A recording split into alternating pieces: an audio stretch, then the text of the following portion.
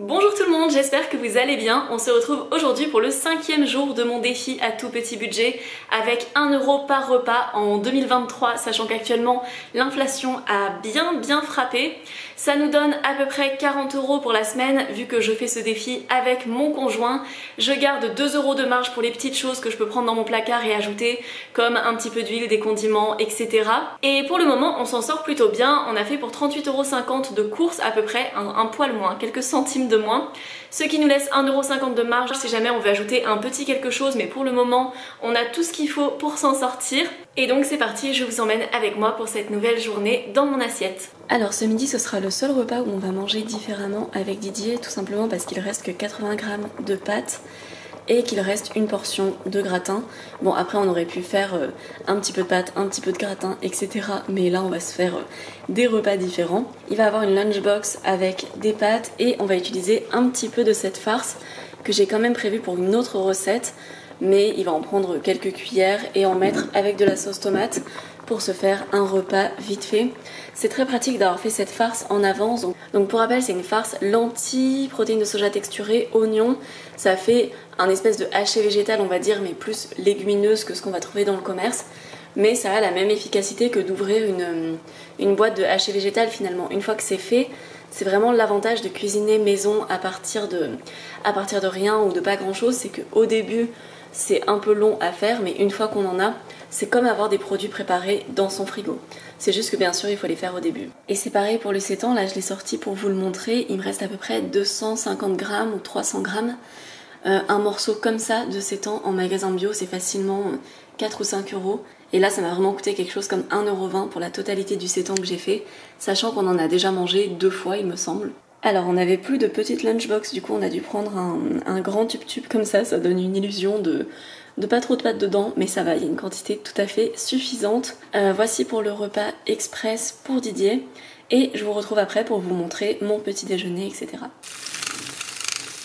Bon, sans surprise, on part sur un autre café latte, toujours avec pas beaucoup de lait d'avoine. Il m'en reste pas énormément, il doit me rester à peu près 250 ml je pense. Normalement Didier n'en aura plus trop besoin puisqu'il a fini son muesli. Donc voilà, et après on a encore le lait de soja si je dois compléter mon café. On voit quand même que ça se rétrécit au niveau des stocks, même s'il y a les pois chiches et le lait de coco qui sont venus rejoindre l'aventure. Bah il n'y a plus les pâtes, il n'y a plus de paquets de farine, il y a pas mal de choses qui ne sont plus trop là. Mais il nous reste de quoi tenir, et puis surtout on n'a pas que ça. J'ai des choses au frais, j'ai plein de préparations au frais comme vous avez pu le voir ce matin. J'ai également quelques petites choses au congèle, j'ai mes petits pains maison, j'ai des bananes, j'ai des brocolis, enfin voilà. On a de quoi tenir. Alors je suis allée marcher pendant une demi-heure et en rentrant j'avais vraiment très chaud. Donc je me suis dit que j'allais faire un smoothie à la banane congelée. J'ai essayé de mettre des morceaux de chocolat, je sais pas ce que ça va donner, je sais pas s'ils vont rester tels quels, s'ils vont se mixer en pépites ou s'ils vont totalement se mixer, je ne sais pas exactement. J'ai mis aussi un petit peu de lait de soja, et si jamais j'ai besoin de plus de liquide, je mettrai de l'eau fraîche pour ne pas utiliser tout mon lait de soja. Je vais mixer ça et je vous dis. Et donc voilà ce que j'obtiens, ça a fait des petites pépites. Au final mon smoothie a vraiment un côté milkshake. J'aurais pu faire une vraie nice cream, donc vraiment juste en mixant les bananes telles quelles. Si on les mixe sans liquide pendant suffisamment longtemps, ça fait vraiment une super texture de glace. Mais là, façon milkshake, je trouve ça très bien aussi, et j'aime bien le fait qu'il y ait des petites pépites de chocolat dedans. Enfin, c'est même pas en pépites, c'est vraiment très fin.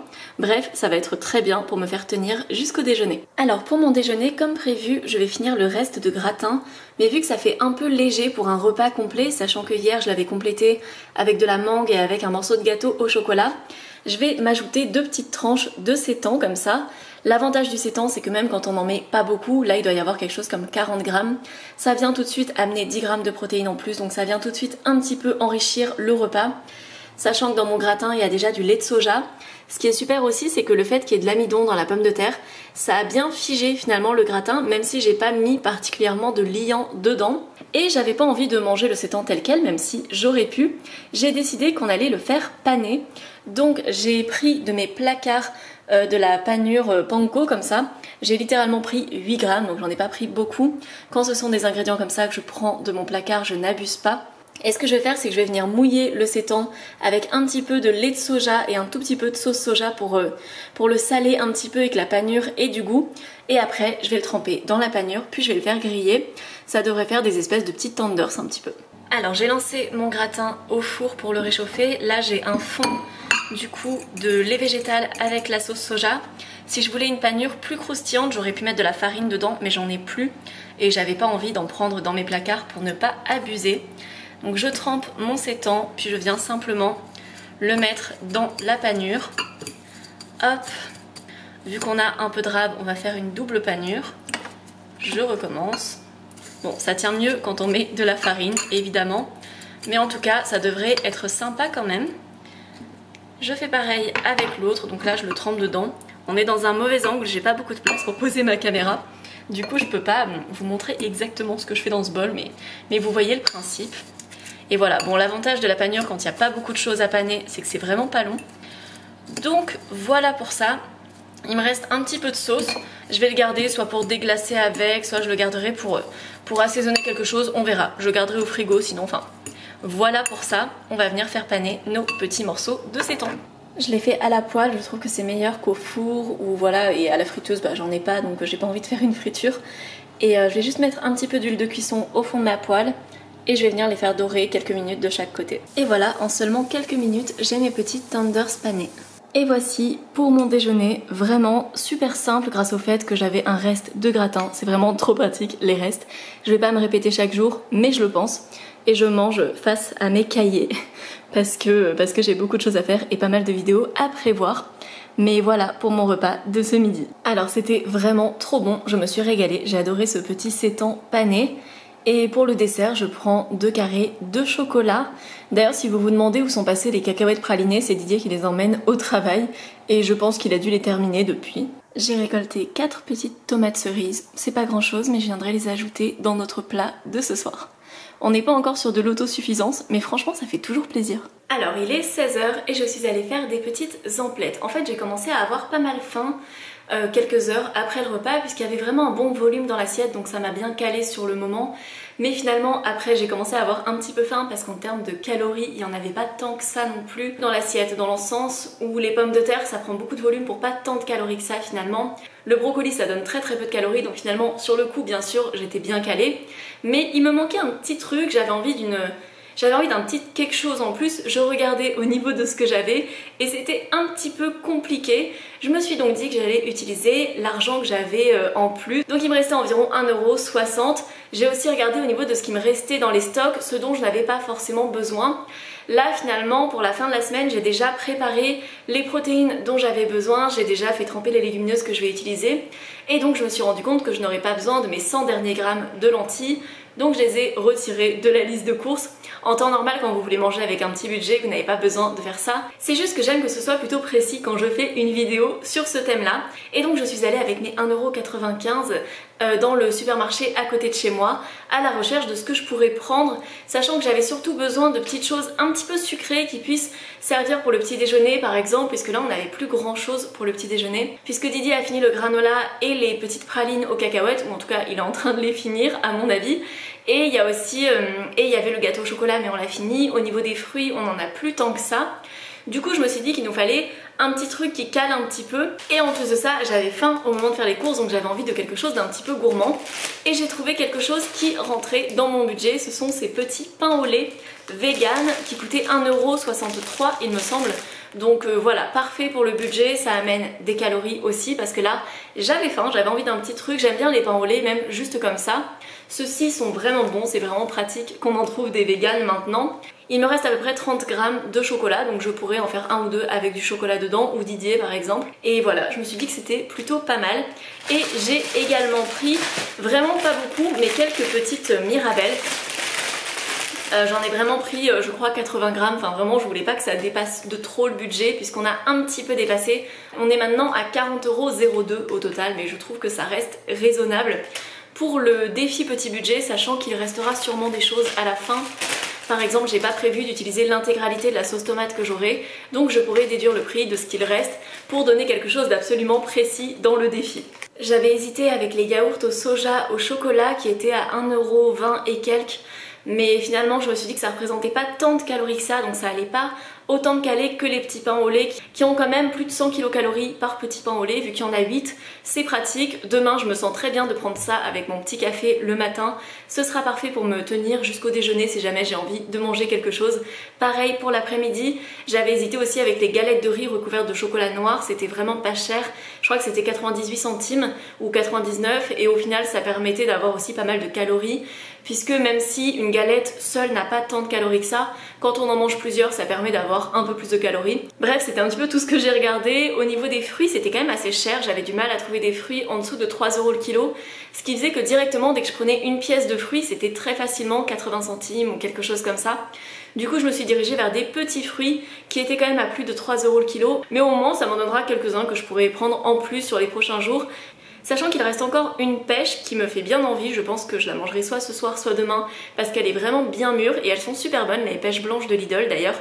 J'aurais peut-être dû en prendre un peu plus, surtout avec l'erreur de prix, mais c'est pas bien d'en profiter. Et il me reste aussi quelques bananes au congèle, donc voilà, on a encore un petit peu de ce qu'il faut, mais c'était limite. Alors pour le dîner, je vais préparer mon plat à base de pois chiches dont je vous parlais hier. Donc il y a les pois chiches qui ont trempé pendant 24 heures, on n'est pas obligé de les faire tremper autant, 12 heures ça suffit, mais j'aime bien les faire pendant 24 heures. On va faire ça avec des carottes, de l'oignon, une courgette et demi. On pourrait croire qu'on part sur un couscous, franchement on a presque les bases à part le couscous, enfin la semoule quoi. Mais non, nous allons faire un saté. Vous savez que moi j'adore le curry de légumineuses, j'aime bien le curry de tofu, etc. Et ce que j'adore aussi c'est le saté, c'est une autre version. C'est une poudre à base de piment, d'ail, de cacahuètes, de sésame. C'est vraiment super bon, j'adore ça, c'est très très bon. On en trouve en magasin asiatique généralement et ça va très très bien avec le lait de coco. Et c'est ce que nous allons préparer ce soir. Alors je commence par faire revenir l'oignon dans un petit fond d'huile. Ce plat sera pour 4 portions, donc là j'ai ajouté la courgette et demi ainsi que les 4 carottes. Ce sera un plat vraiment riche en légumes, ça fait du bien de pouvoir se faire des plats comme ça avec un petit budget vraiment. Je trouve ça tellement bon, le saté de légumes au lait de coco. Et une fois que ce sera un petit peu plus attendri par ici, je viendrai mettre un filet de sauce soja, puis je mettrai les pois chiches. Alors j'ai ajouté les pois chiches, j'ai couvert avec de l'eau à hauteur, sachant que j'en ajouterai peut-être un petit peu ensuite, une fois que les légumes auront un petit peu rendu de leur eau également. Je vais venir ajouter les 4 petites tomates cerises que j'ai récoltées ce matin, c'est juste parce qu'elles sont là, sinon c'est non nécessaire. Et pareil, vu que j'ai un petit fond de sauce tomate, je vais venir le diluer avec un petit peu d'eau et l'ajouter dedans. Je viendrai mettre le lait de coco et le saté un petit peu plus tard. Alors comme souvent quand je fais un bouillon, une soupe ou quelque chose comme ça, j'en profite pour mettre un morceau d'algue kombu. Ça va amener énormément d'iode dans le bouillon, ça peut littéralement couvrir tous nos besoins de la semaine. Alors au quotidien on consomme du sel iodé, on consomme d'autres algues aussi qui peuvent nous amener nos apports en iode, mais de temps en temps, à peu près une fois toutes les 2 semaines, on aime bien en mettre dans nos bouillons. Et c'est un sachet que j'avais acheté il y a au moins 2 ans, donc ça me dure assez longtemps. Ça m'avait coûté quelque chose comme 5 € à l'époque. Et voilà, j'en mets un morceau à peu près de cette taille-là, une fois de temps en temps. En fait, souvent, dès qu'on fait une soupe et que j'y pense, j'en mets dedans, ça permet de se faire un petit apport en iode en plus et de s'assurer d'avoir une bonne partie de ses besoins couverts.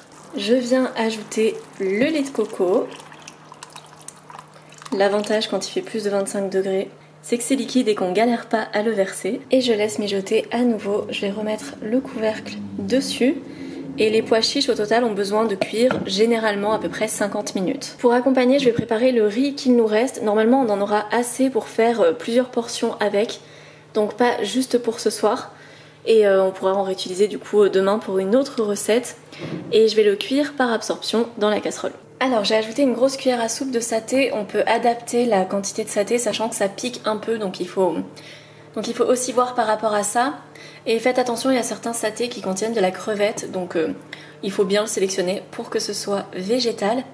Et là je vais venir, comme lorsque je fais mon curry, je vais venir prendre une bonne partie de ce que j'ai dans ma casserole et je vais le mixer avec mon blender pour faire une sauce vraiment hyper onctueuse et crémeuse. Les pois chiches sont presque cuits, donc la partie qui sera mixée, elle va finir de cuire tranquillement. et le reste ils auront le temps aussi. Je vais venir blender tout ça comme dans ma recette de curry de haricots blancs. Là on peut ajouter ce que l'on veut, si on veut mettre de la crème de soja, de la levure maltée, si on veut ajouter des épices, voilà, on peut ajouter des choses. Là je vais le garder simple puisque je reste avec l'optique du petit budget et de la recette finalement la plus simple possible. Je vais mixer ça et après je viendrai le rajouter dans la casserole. Et je viens reverser dedans. J'ai attendu à peu près 10 minutes et maintenant il n'y a plus qu'à servir ça. Ce que je fais c'est que je mets d'abord la sauce et après je viens mettre le riz dedans. Et je sais pas si vous vous souvenez de mon petit oignon vert, enfin de la petite cébette que je vous ai montré en début de semaine. Elle a pas mal poussé donc je vais en couper un petit peu pour mettre dessus pour la déco. Et je viendrai mettre aussi un petit filet de sauce soja, mais c'est vraiment purement pour la déco, même si ça amène aussi du goût. Et voici pour notre dîner. Bon, la lumière n'est pas terrible parce qu'on est le soir, mais en tout cas c'est vraiment un repas qui est très très bon. Si j'avais eu des herbes fraîches, ça aurait vraiment été sympa, comme de la menthe ou de la coriandre ou du persil, ça aurait pu être très très bon dessus. Et nous arrivons à la fin de cette 5e journée. Le défi passe vraiment super vite, en tout cas c'est l'impression que j'ai de mon côté. Et vraiment on s'est régalé avec ce dîner, c'était trop trop bon. J'adore vraiment cette recette, que ce soit le curry de haricots blancs, que ce soit le saté de pois chiches. Cette manière de cuire les légumineuses, je trouve ça vraiment trop bon. D'en mixer une partie, ça fait vraiment une sauce tellement onctueuse. Et ça casse un peu le côté trop de morceaux qu'on peut parfois avoir dans les currys de légumineuses. Même si après chacun a ses préférences, on peut aussi intégralement les mixer pour faire vraiment comme une espèce de soupe. Ou une sauce à mettre sur du riz ou des nouilles par exemple. Mais moi j'aime bien le mélange des deux qui a encore un petit peu de morceaux mais qu'en même temps il y ait la sauce toute crémeuse comme ça amenée par les légumineuses mixées. Comme d'habitude, si la vidéo vous a plu, n'hésitez pas à mettre un like, un commentaire, ça soutient énormément mon travail. J'ai vraiment hâte de vous retrouver demain avec les prochaines recettes. Et si vous ne voulez rien manquer, n'hésitez pas à vous abonner à ma chaîne. En attendant, on peut aussi se retrouver sur Instagram, c'est Mûres et Noisettes également. J'ai aussi un podcast avec 3 épisodes pour le moment. Et moi je vous dis à demain pour une nouvelle vidéo. Ciao ciao!